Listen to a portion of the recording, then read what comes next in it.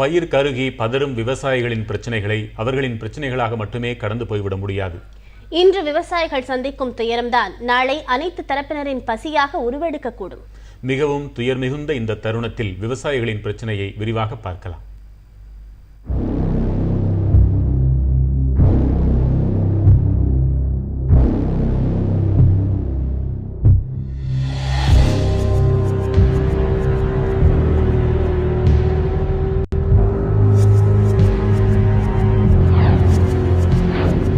பெரம்பலூர் மாவட்டத்தில் மக்காச்சோளம், பருத்தி, சின்ன வெங்காயம் ஆகியவை பெருமளவில் சாகுபடி செய்யப்படுகின்றன.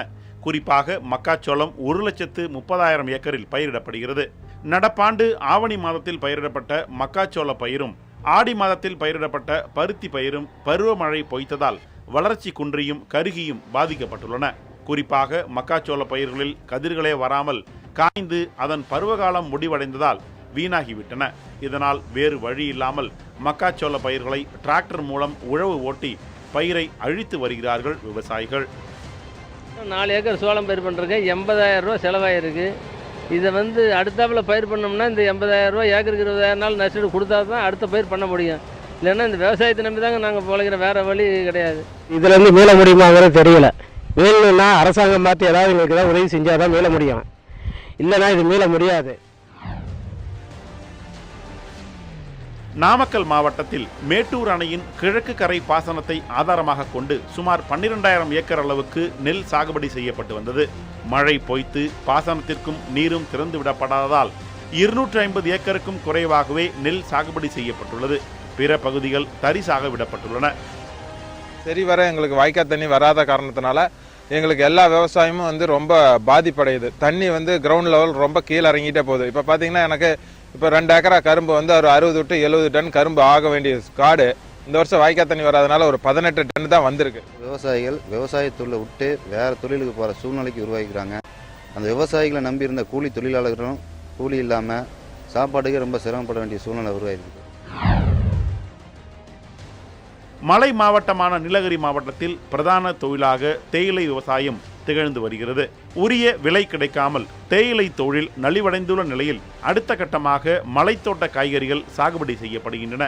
பருவமழை முற்றிலும் பொய்த்துள்ள நிலையில் மாவட்டத்தில் உள்ள அணைகளில் நீர்மட்டம் வெகுவாக குறைந்துள்ளது. இதனால் காய்கறிகளின் விலையும் வீழ்ச்சி அடைந்துள்ளது. நீலகிரி மாவட்டத்தில் இன்வெஸ்ட்மெண்ட்டுங்கிறது முட்டுலிங்கிறது ரொம்ப ஜாஸ்தியாக இருக்கும்போது நாங்களாம் குத்தகைக்கு பிடிச்சி தான் எல்லாம் விவசாயமெல்லாம் பண்ணிட்டு இருக்கிறோம். குத்தகை கொடுத்து எல்லாம் இது பண்ணும்போது 2 டைம் 3 டைம் விவசாயம் போடுறது பயிர் முளைச்சு அதோட கருகி போயிடுது.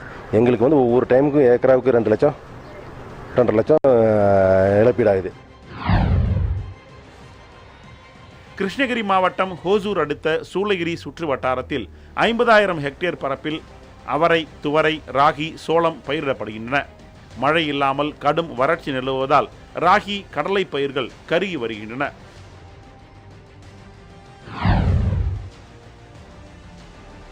ராமநாதபுரம் மாவட்டம் கடலாடி தாலுகாவை பொறுத்தவரை கடந்த ஆண்டுகளை விட இந்த ஆண்டு வறட்சியால் அதிக அளவில் பாதிப்பு ஏற்பட்டுள்ளது. கடந்த ஆண்டுகளில் அரைகுறை விளைச்சலால் உணவுக்கும் கால்நடைகளுக்கும் தேவையான வைக்கோல் கிடைத்து வந்தது. ஆனால் இந்த ஆண்டு அதற்கும் வழி இல்லாமல் விதை நெல் கூட கிடைக்காத அளவில் நெற்பயிர்கள் கருகி போனதாக கூறுகிறார்கள் விவசாயிகள். தமிழகத்தின் அனைத்து மாவட்டங்களுமே வறட்சியின் பிடியில் சிக்கி தவிப்பதால் பிரச்சனையின் தீவிரத்தை உணர்ந்து விரைவான நடவடிக்கைகள் எடுக்கப்பட வேண்டும் என்று வலியுறுத்துகிறார்கள் விவசாயிகள். புதிய தலைமுறைக்காக செய்தியாளர் குழு.